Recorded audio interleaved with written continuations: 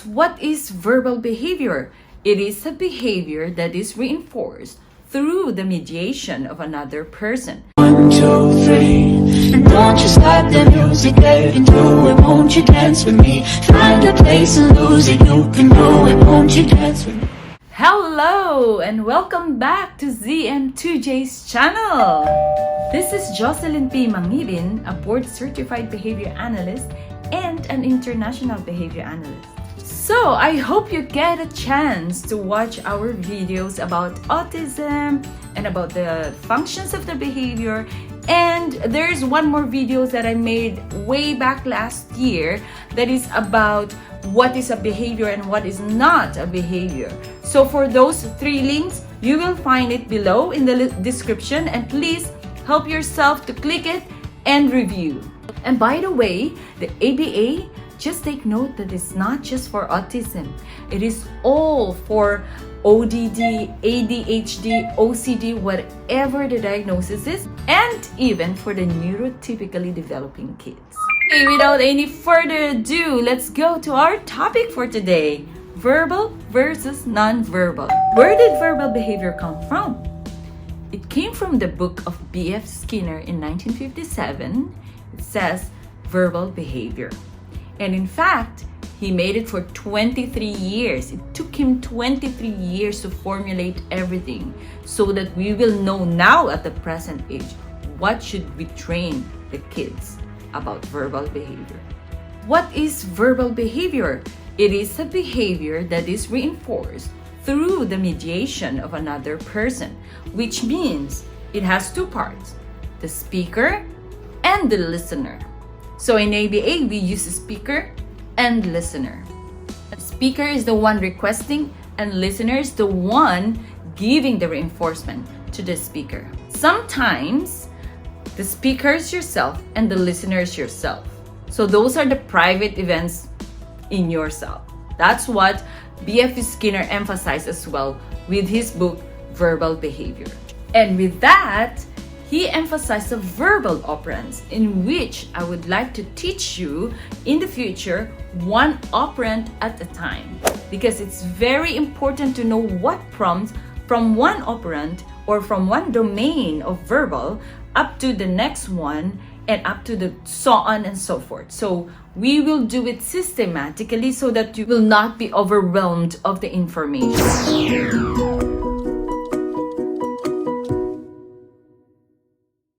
When do you say that the child is verbal? When the child is using any forms that you can understand the function, okay? Either in vocal form or in written form, okay? Some of the children, they cannot speak, but they can write and they can show it to you, or they can read and they can show to you what they want. And also the AAC, the augmentative and alternative communication. That also could be a verbal. Also, we can use the PECS, the Picture Exchange Communication System. Of those forms, if your child is using that, then your child is verbal.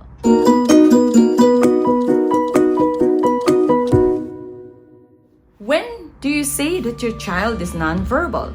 Your child is nonverbal if he doesn't speak, he doesn't use any words, even in writing, and he doesn't know how to use PECS or Picture Exchange Communication System, or he doesn't know to use the AAC or Augmentative Alternative Communication. He's just leading you to the thing. He's just pointing, okay? Or, worst case scenario, he learned how to have negative behavior to communicate to you. That is non-verbal. So again, verbal are the kids that are using any of the forms of the communication that has function that you can understand. But the non-verbal, the ones that they are leading you to that, they are not using any forms of those communication. Yes, it's a bit confusing when you are in the first phase of learning the language, but using the verbal operands, we will discuss in the future what are the verbal operands and how to train them. So don't get misled with the vocal and non-vocal. Sometimes there are kids that are vocalizing but it's non-contextual. they're just singing, or for example, you ask them, what is your name? And then they will say, "Ta, ta, ta, ta, da, da, da." Those are vocalizations, but they are non-contextual and they are not verbal.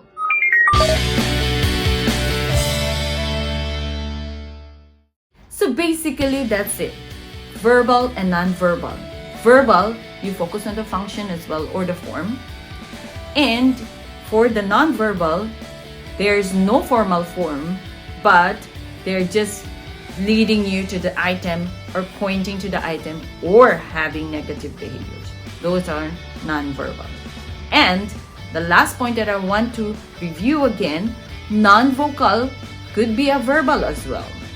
And vocal is a form of speaking and it's under the verbal. I hope it's clear. Verbal, that is saying something to you functionally. Non-verbal, they can show you, but they're not using any forms of those functional communication.